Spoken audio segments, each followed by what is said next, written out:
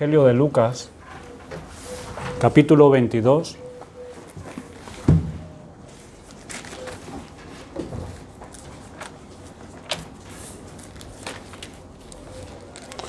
Versículos del 29 al 30.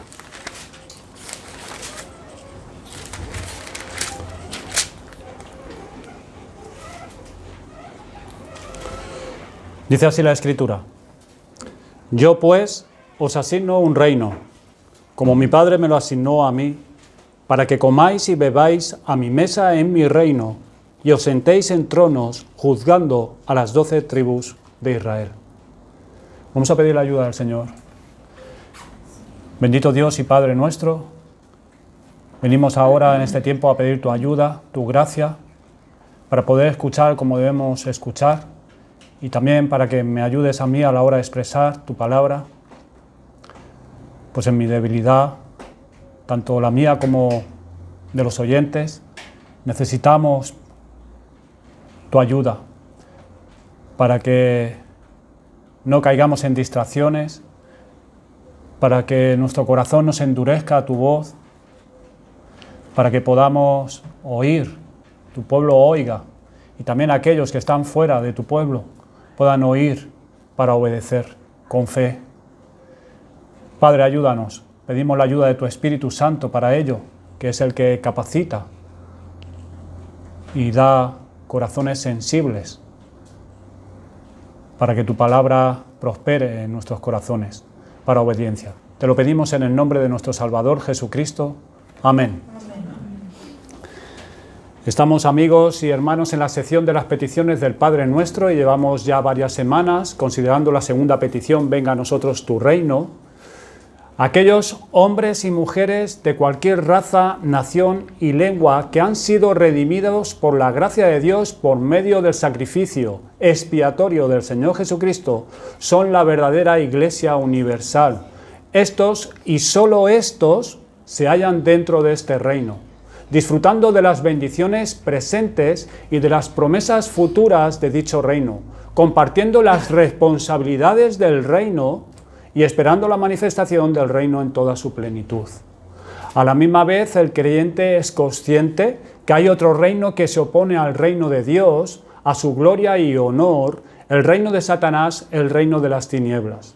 Ambos reinos crecen y se desarrollan y ejercen su influencia en este mundo. Hemos tratado de definir el reino de Dios. También hemos hecho un recorrido en las Sagradas Escrituras acerca de las características del dueño de dicho reino. Esto es, Dios.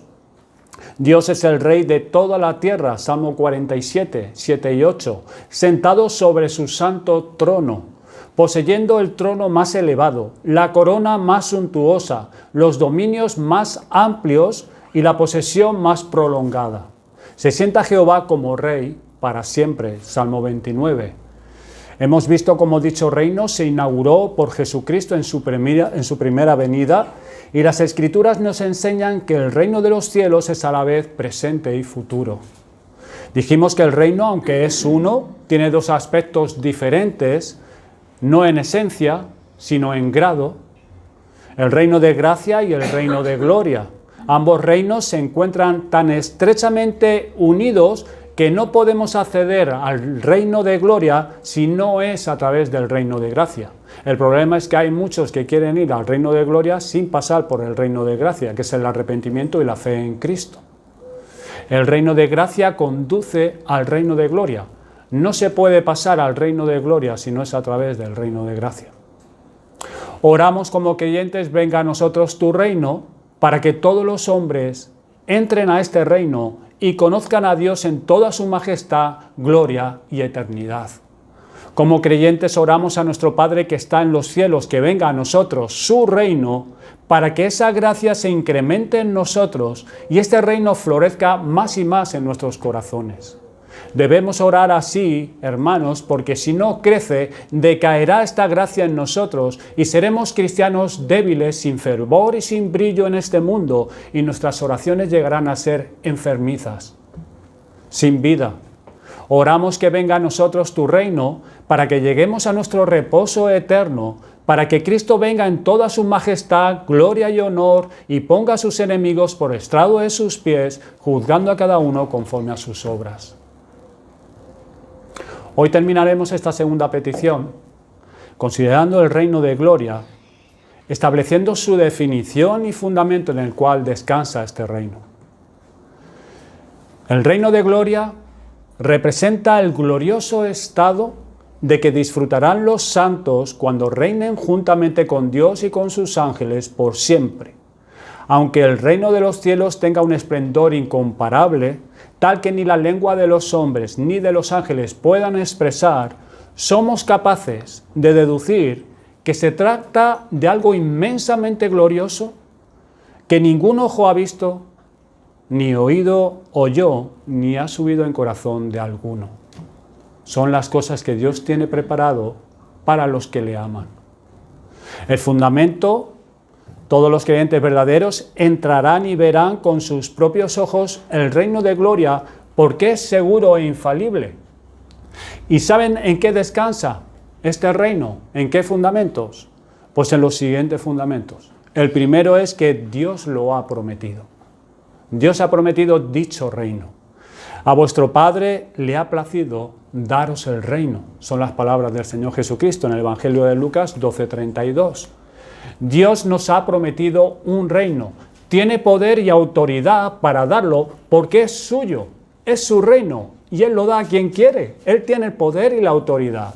Lo otorga porque le ha agradado, le ha placido dar el reino.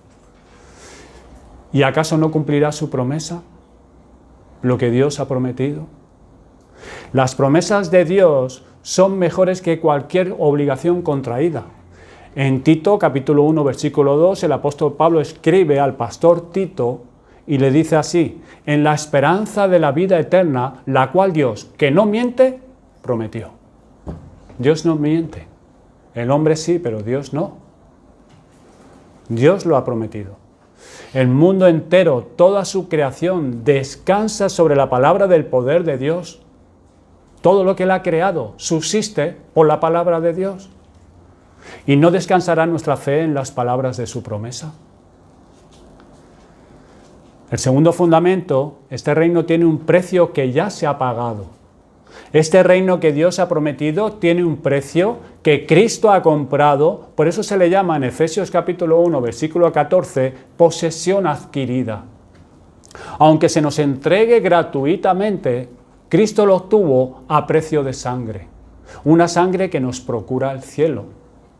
En Hebreos 10, versículo 19, dice: teniendo libertad para entrar en el lugar santísimo por la sangre de Jesucristo. Podemos ahora entrar en ese lugar santísimo por medio de la intercesión de Cristo, porque Él es nuestro sumo sacerdote. Él entró allí para representar a su pueblo, pero también en un futuro también entraremos, literalmente. Él sufrió mucho en la cruz, Isaías 53, y lo hizo para proporcionar salvación a los elegidos. Si al morir estos no poseyeran el reino, el sufrimiento de Cristo y la aflicción de su alma resultó en vano. En vano. Este reino, hermanos y amigos, es seguro e infalible, porque Cristo ora para que se entregue este reino a los santos. Juan 17:24. Padre, aquellos que me has dado, quiero que donde yo estoy, también ellos estén conmigo. Esta oración no puede ser frustrada por nada, ni rechazada por Dios el Padre, porque Cristo siempre pidió y sigue pidiendo conforme a la voluntad de su Padre, y así nos enseñó a nosotros. Y si pedíamos algo conforme a la voluntad de Dios, Dios nos lo daría. Por eso Jesús en Juan 11, versículo 42, dice: yo sabía que siempre me oyes, dirigiéndose a su Padre. Además, Cristo puede dar aquello por lo que ora. Fíjense en Juan 17, 24, la escritura que hemos leído: Padre, aquellos que me has dado quiero. Observa la forma que se dirige a Dios. Padre, quiero. Padre, ahí ora como hombre. quiero, ahí otorga como Dios. El cuarto fundamento es en virtud de la ascensión de Cristo, que los santos recibirán este reino. Subo a mi Padre y a vuestro Padre, a mi Dios y a vuestro Dios. Juan 20, 17. ¿Y qué consuelo nos debe brindar esto, hermanos? Jesucristo ascendió para tomar posesión del cielo por todos los creyentes. Voy pues a preparar lugar para vosotros, le dijo el Señor Jesucristo a sus discípulos poco antes de partir, en Juan 14, versículo 2. Y ha quedado escrito para nosotros también. Su ascensión fue un anticipo seguro de la ascensión de los santos al cielo. Los elegidos han de recibir este bendito reino en vista de la obra preliminar que el Espíritu Santo ha llevado a cabo en sus corazones. Tienen en sí mismos el comienzo del reino de los cielos aquí abajo. La gracia es el principio del cielo en el alma. Además, Dios les proporciona las primicias del Espíritu. Las primicias son las consolaciones del Espíritu Santo. Estas primicias bajo la ley eran una señal segura para los judíos de la cosecha plena que recibirían posteriormente. Y las primicias del Espíritu, que son el gozo y la paz, garantizan a los santos la recolección plena de la gloria en el reino de Dios. Se dice de los santos que en esta vida tienen las arras del Espíritu en sus corazones, como nos dice 2 Corintios capítulo 5, versículo 3. Mas el que nos hizo para esto mismo es Dios, quien nos ha dado las arras del Espíritu. Tal como las arras son el anticipo de un pago aquí en la tierra, y conllevan la seguridad de que el pago al completo se efectuará a su debido tiempo, así también el Espíritu de Dios, morando en los corazones de los creyentes, concede a estos un adelanto de la gloria, por medio de sus consolaciones, que les garantiza más aún la recompensa plena que recibirán en el reino de los cielos. Primera de Pedro capítulo 1, versículos 8 y 9. En quien creyendo, aunque ahora no lo veáis, os alegráis con gozo, ahí están las arras del cielo. El gozo, las consolaciones del Espíritu Santo. La paz, obteniendo el fin de vuestra fe, que es la salvación. Es en virtud del pacto de Dios y la unión con Jesucristo que los santos han de obtener este bendito reino. Son miembros de Cristo por los que han de estar allí donde se encuentre la cabeza. ¿Puede acaso Cristo perder alguno de sus miembros? Los arminianos sostienen que una persona justificada puede perder la gracia de forma que esa unión con Cristo se disuelva y el creyente no llega a este reino. Si esto es así, si Cristo puede perder uno de sus miembros, entonces Él no es perfecto. ¿Y por qué no puede perder todos sus miembros? Si acaso puede perder uno, podría perder todos sus miembros. En tal caso sería una cabeza sin miembros. Pero tengamos la certeza de que la unión del creyente con Cristo no se puede romper y que mientras esto sea así, no habrá nada que le impida alcanzar el reino al creyente. En Juan 17, versículo 2, como le has dado potestad sobre toda carne, está hablando en la oración sacerdotal, Cristo, como le has dado potestad sobre toda carne para que dé vida eterna a todos los que le distes. Hermanos, no faltará ni uno de ellos, ni uno faltará, de aquellos que el Padre le ha dado, ni uno. Además de lo que se dice del cuerpo físico de Cristo, es igualmente cierto de su cuerpo místico, que es la Iglesia. No será quebrado hueso suyo. Y advirtamos la forma en que cada hueso, cada articulación del cuerpo físico de Cristo fue resucitado en el sepulcro. 3 días estuvo muerto y resucitó al tercer día. Cada articulación, cada miembro suyo fue resucitado. Y del mismo modo, cada miembro de su cuerpo místico será llevado a la gloria. No faltará ni uno de ellos. Después de haber visto la definición, vamos a ver ahora mismo, y el fundamento, vamos a ver la espera del creyente. Un estado de bienaventuranza y expectación. La Biblia enseña que los creyentes irán al cielo cuando mueran. Otra cosa que las Escrituras enseñan claramente es que ellos serán felices durante ese estado entre la muerte y la resurrección. Pero hermanos, esta felicidad será provisional e incompleta mientras el creyente esté en el cielo. Es provisional e incompleta. La Biblia enseña que Dios creó al hombre con cuerpo y alma y que el hombre no es un ser completo aparte de su cuerpo. Para la plenitud de su felicidad, ellos esperan la resurrección de su cuerpo. Dice en Filipenses capítulo 3, versículos 20 al 21, «Mas nuestra ciudadanía está en los cielos, de donde también esperamos al Salvador, al Señor Jesucristo, el cual transformará el cuerpo de la humillación nuestra para que sea semejante al cuerpo de la gloria suya». Otra verdad que enseña la palabra de Dios es que la resurrección de los creyentes y de los incrédulos sucederá conjuntamente.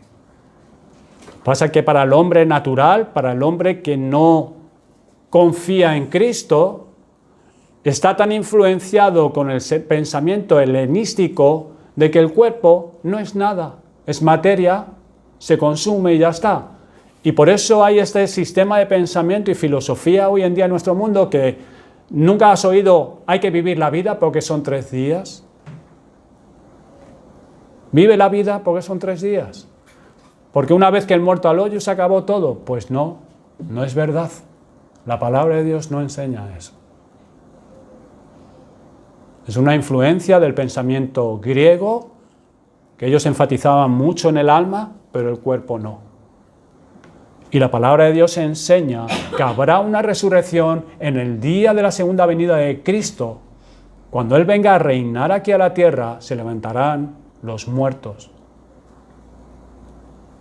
Uno de los más destacados pasajes del Antiguo Testamento que trata la resurrección de los muertos está en el libro de Daniel, capítulo 12, versículo 2, que dice así: «Y muchos de los que duermen en el polvo de la tierra serán despertados, unos para vida eterna y otros para vergüenza y confusión eterna, perpetua». La Biblia enseña que todos los creyentes serán resucitados en la segunda venida de Cristo, que es llamado el día postrero.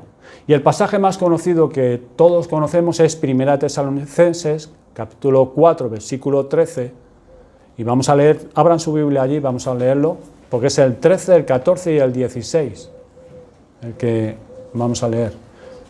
1 Tesalonicenses, capítulo 4, versículo 13. Dice así el texto: «Tampoco queremos, hermanos, que ignoréis acerca de los que duermen, para que no os entristezcáis como los otros que no tienen esperanza. Porque si creemos que Jesús murió y resucitó, así también traerá Dios con Jesús a los que durmieron con Él. Porque el Señor mismo, con voz de mando, con voz de arcángel y con trompeta de Dios, descenderá del cielo y los muertos en Cristo resucitarán primero». Hay muchas escrituras respecto a la resurrección y encontramos que lo que está en el centro mismo de dicha enseñanza es la resurrección de Jesucristo, como acabamos de leer. Porque si creemos que Jesús murió y resucitó, así también traerá Dios con Jesús a los que durmieron con Él, a los que durmieron en Cristo.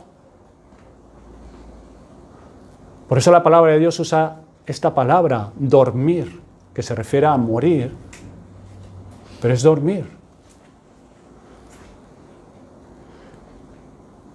Queridos hermanos y amigos, las Escrituras dejan bien en claro que la resurrección de Cristo es la prenda y la garantía de la resurrección futura de los creyentes y de los incrédulos, pero me quiero enfocar más en el creyente. es la prenda y garantía de la resurrección de nosotros, los que creemos y tenemos esta esperanza. Todas las resurrecciones previas que se mencionan en la Biblia volvieron a ser seguidas por la muerte. Solo la resurrección de Cristo nunca será seguida por la muerte, y ese es el tipo de resurrección que anticipamos nosotros como creyentes. La resurrección de nuestros cuerpos.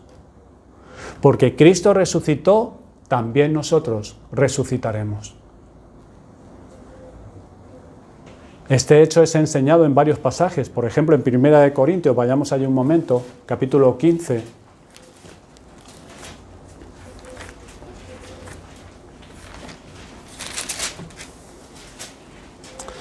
Versículo 20, dice, mas ahora Cristo ha resucitado de los muertos, primicias de los que durmieron es hecho. La palabra primicias es un vocablo, una palabra griega que se traduce aparché. Significa la primera parte de la cosecha, que garantiza su eventual consumación. De allí que la resurrección de Cristo es la prueba y garantía de que nosotros que estamos en Cristo también resucitaremos de la muerte para vida y dicha eterna. En Colosenses capítulo 1, versículo 18, leemos que Cristo es el primogénito, otra palabra griega, protokos, de entre los muertos. El hecho de que aquí Cristo sea llamado el primogénito significa que aquellos que son sus hermanos y hermanas también resucitarán de los muertos, para que, como aprendemos en Romanos 8:29, Cristo sea el primogénito de entre muchos hermanos. De hecho, Juan 14, versículo 19, Cristo dice específicamente a sus discípulos, porque yo vivo, vosotros también viviréis. Y sería posible formular una gran cantidad de preguntas respecto a la resurrección del cuerpo. Este cuerpo de resurrección, podemos preguntarnos, ¿será material o físico? ¿Habrá identidad entre el cuerpo presente y el cuerpo futuro? ¿O será el cuerpo de la resurrección tan diferente del presente que uno ni siquiera podrá hablar de identidad? Y no podemos responder a todas las preguntas por falta de tiempo, pero sobre la pregunta respecto a si habrá continuidad entre el cuerpo presente, ahora el nuestro, y el cuerpo de la resurrección, pues sobre la base de los datos bíblicos y de las enseñanzas que hallamos en la palabra de Dios, debe decirse que habrá continuidad. Porque de otro modo no tendría ningún sentido hablar de resurrección. Llamar a la existencia a todo un conjunto de gente completamente diferente de los presentes habitantes de la tierra no sería una resurrección.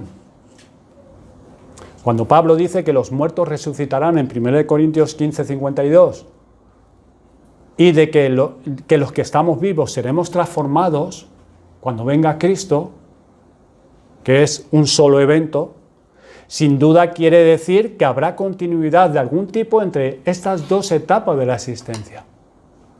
Habrá identidad y continuidad.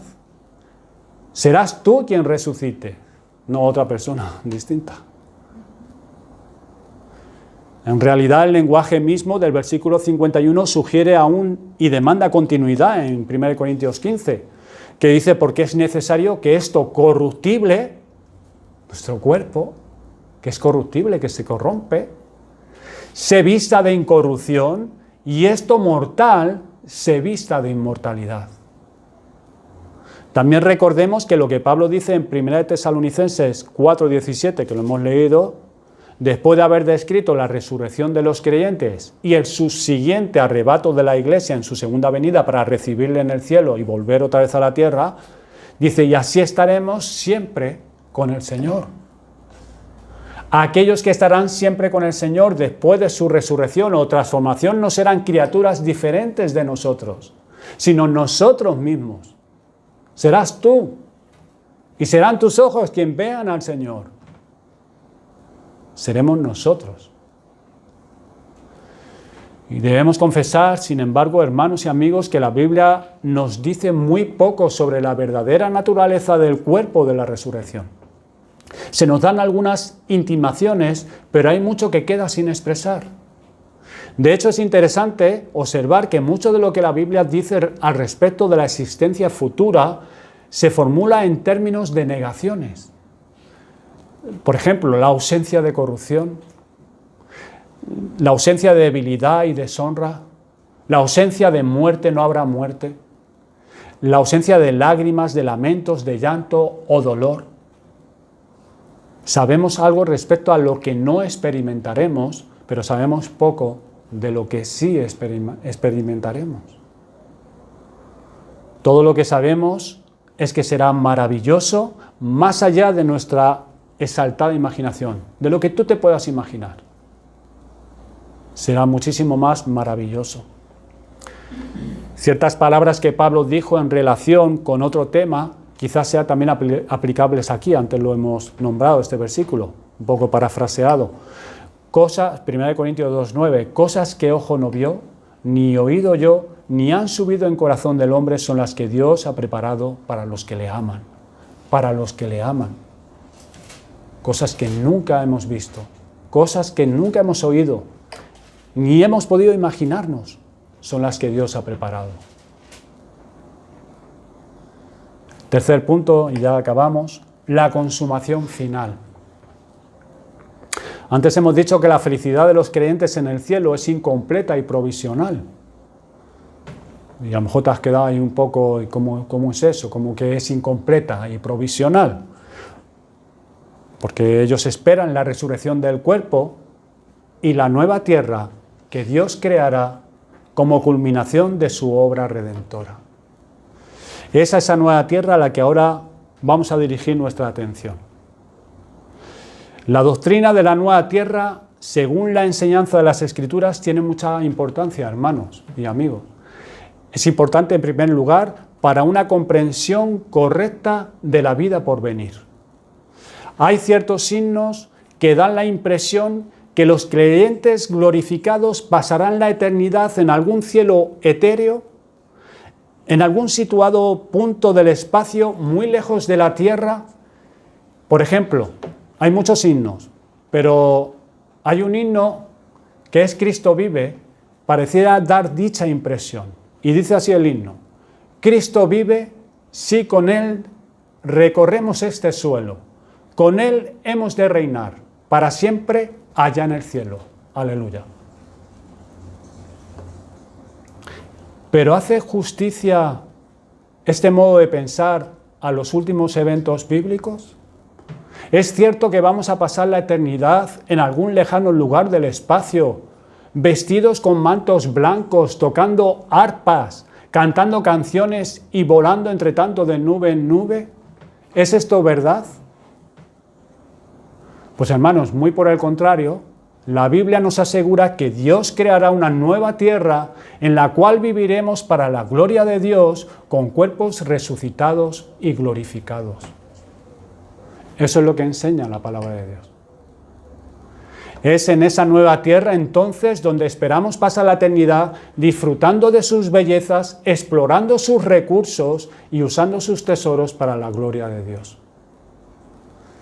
Y si tenemos en cuenta que Dios hará de la nueva tierra su morada y que donde Dios mora, allí está el cielo, seguiremos estando en el cielo a la vez que estamos en la nueva tierra.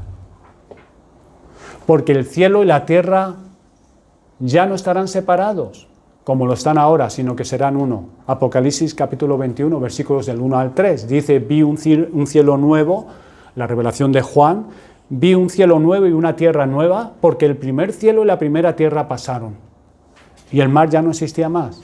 Y yo, Juan, vi la santa ciudad, la nueva Jerusalén, descender del cielo, de Dios, dispuesta como una esposa ataviada para su marido. Y oí una gran voz del cielo que decía, he aquí el tabernáculo de Dios con los hombres, y Él morará con ellos, y ellos serán su pueblo, y Dios mismo estará con ellos como su Dios. Pero hermanos, dejar a la nueva tierra fuera de nuestra consideración al pensar en el estado final de los creyentes es empobrecer la enseñanza bíblica respecto a la vida futura. En segundo lugar, la doctrina de la nueva tierra es importante para captar correctamente toda la dimensión del programa redentor de Dios. En Génesis leemos que en el principio Dios creó los cielos y la tierra. A raíz de la caída del hombre en pecado se pronunció una maldición sobre esta creación. Dios maldijo la tierra. Dios ha enviado ahora a su Hijo a este mundo para redimir a esa creación de los resultados del pecado. La obra de Cristo no consiste simplemente en salvar a ciertas personas, ni siquiera en salvar a una multitud innumerable de gente comprada con su sangre. La obra total de Cristo es nada menos que la de redimir toda esta creación de los efectos del pecado.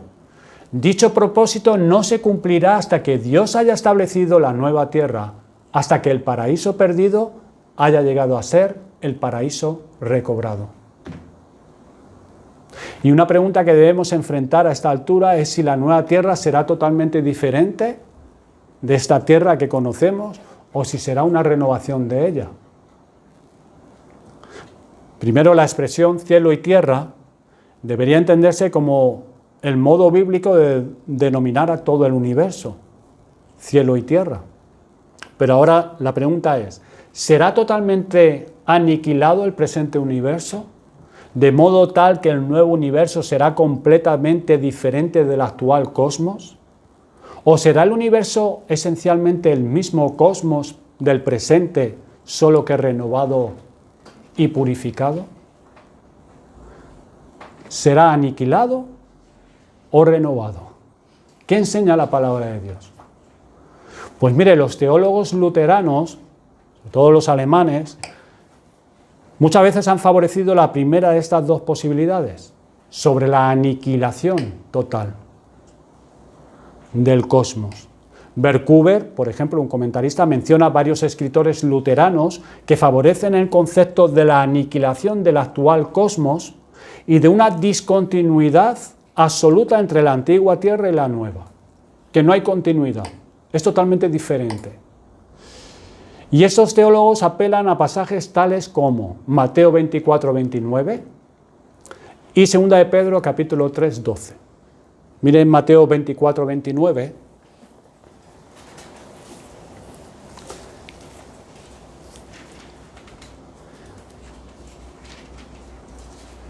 Dice el texto: el sol se oscurecerá y la luna no dará su resplandor, y las estrellas caerán del cielo y las potencias de los cielos serán conmovidas. Ese es Mateo 24, 29. Y 2 de Pedro, capítulo 3, versículo 12, dice: los cielos encendiéndose serán deshechos y los elementos siendo quemados se fundirán. Y ese es evidente que habrá eventos cataclísmicos que acompañarán a la destrucción de la actual tierra, eventos que constituirán un juicio divino sobre esta tierra con todo su pecado e imperfección. Sin embargo, debemos rechazar el concepto de la aniquilación total a favor del concepto de la renovación en base a las siguientes tres razones. La primera razón es que reside en que tanto en 2 de Pedro como Apocalipsis 21:1, el vocablo griego que se usa para designar la novedad del nuevo cosmos no es neos, sino kainos.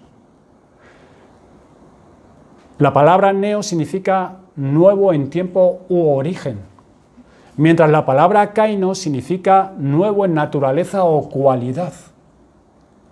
Así, un cielo nuevo y una tierra nueva, por ejemplo, de Apocalipsis 21, que antes hemos leído, significa no la aparición de un cosmos totalmente diferente del actual, sino la creación de un universo que, a pesar de haber sido gloriosamente renovado, mantiene continuidad con el presente.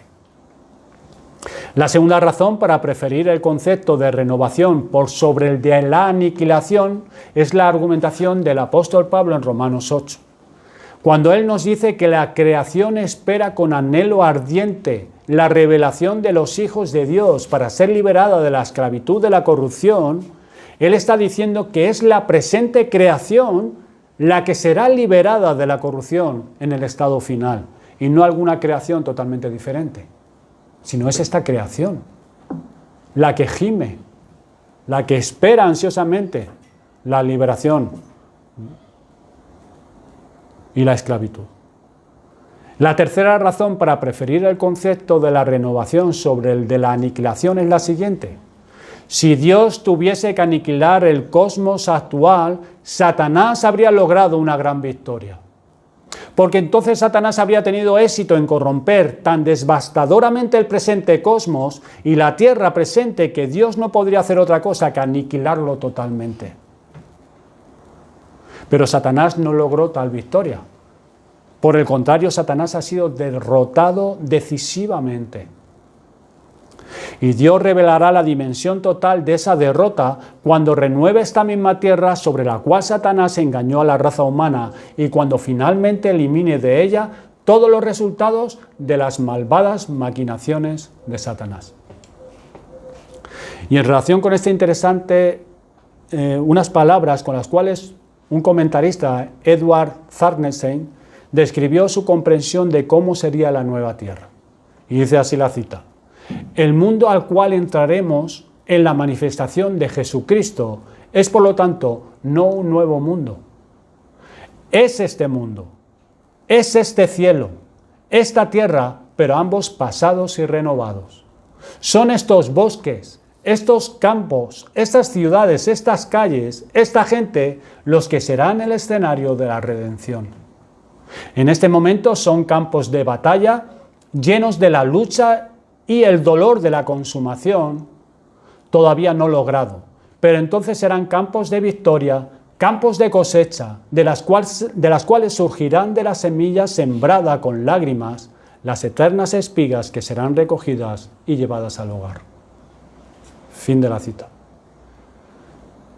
Hermanos, cuando entendemos correctamente las enseñanzas bíblicas respecto a la nueva tierra, hay muchos otros pasajes de las Escrituras que comienzan a caer dentro del molde significativo. Por ejemplo, en Salmos 37:11, leemos lo siguiente: pero los mansos heredarán la tierra. Ahí está hablando en un sentido localista. Y es significativo observar cómo Jesús parafrasea este pasaje en el Sermón del Monte y refleja la expansión neotestamentaria del concepto de la tierra. Y dice así en Mateo 5:5, bienaventurados los mansos, porque ellos recibirán la tierra, en un sentido universal, no localista, no la tierra de Canaán, sino la tierra, toda la tierra, por heredad. En Génesis capítulo 17, versículo 8, nos enseña que Dios prometió a dar a Abraham y a su simiente la tierra de Canaán como posesión eterna. Pero en Romanos capítulo 4, versículo 13, Pablo habla de la promesa a Abraham y a sus descendientes en el sentido que ellos heredarían el mundo. El mundo.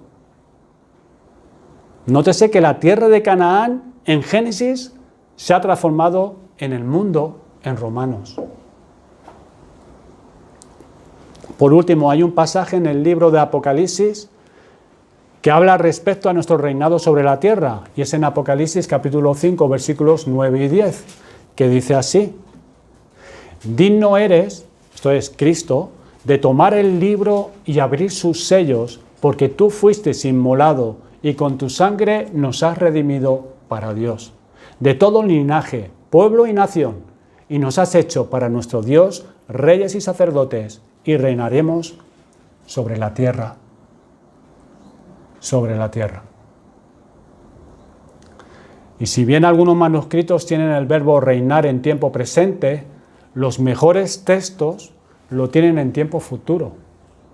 El reinado sobre la tierra de esta gran multitud redimida se describe aquí como la culminación de la obra redentora de Cristo a favor de su pueblo. Algunas aplicaciones. Queridos amigos, guárdense de las demoras y las postergaciones, pues la demora conlleva castigo. Este es un engaño habitual. Me preocuparé del reino de los cielos, pero no por el momento. Cuando consiga mis planes, mis intereses, o cuando consiga mis propiedades, cuando viva la vida que tengo por delante un poco más, o cuando sea viejo, buscaré el cielo. Yo me arrepentiré cuando esté a punto de morirme. Pero no podrás. No podrás porque la muerte súbita sorprende a los hombres y estos no llegan al reino. La demora, además, hay un terrible mal, un peligro total más todavía. Y es que la demora refuerza el pecado, endurece el corazón y permite que el diablo se apodere de una persona más plenamente. Cuando uno rechaza más y más la luz y más la verdad, su corazón se va endureciendo mucho más. No retrases esta cuestión de la salvación ni un solo día más. En ocasiones la muerte golpea sin avisar y no te has enterado. ¿Qué garantía tienes tú que te vas a arrepentir en el día de tu muerte? Puedes tener un accidente y perder el conocimiento y morirte súbitamente. Pide fervientemente a Dios que te capacite para entrar al reino de los cielos. No confíes en tus propias fuerzas. Cuando Pedro clamó a Cristo sobre las aguas, dijo: Señor, sálvame. Y Cristo le tomó de la mano. Cristo, sálvame. Y así hará Cristo contigo si clamas a Él arrepentido y humillado.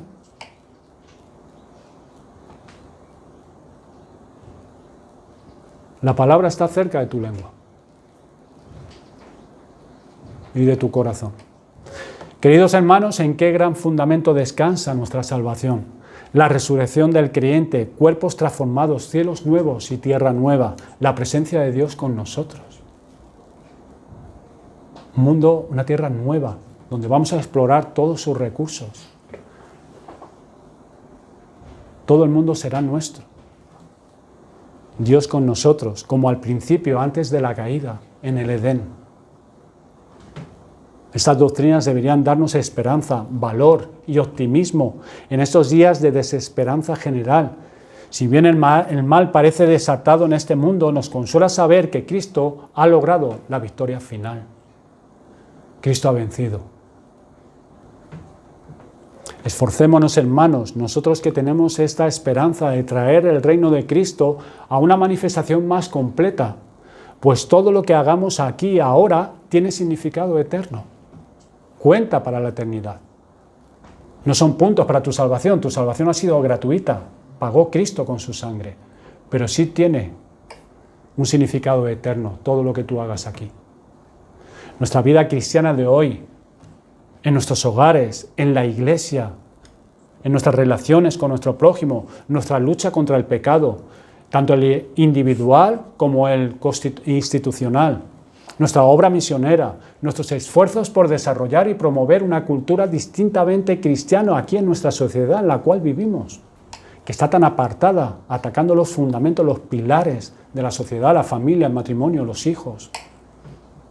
Tiene valor no solo para este mundo, sino también para el mundo por venir. Al vivir sobre esta tierra, estamos preparándonos para la vida en la nueva tierra de Dios. Y al principio de la historia, Dios creó los cielos y la tierra, y al fin de la historia, vemos los nuevos cielos y la nueva tierra que en su esplendor sobrepasarán en mucho todo lo que hemos visto anteriormente. Pero ¿saben una cosa? En el centro mismo de la historia está el Cordero que fue inmolado. El primogénito entre los muertos, Señor de los reyes de la tierra. Él está en medio de toda la historia. Algún día echaremos todas nuestras coronas delante de Él, absortos en admiración, amor y adoración a Él. Hasta que llegue ese día, continuaremos orando: venga a nosotros tu reino. Porque tuyo es el reino, el poder y la gloria. Amén. Amén. Vamos a dar gracias al Señor.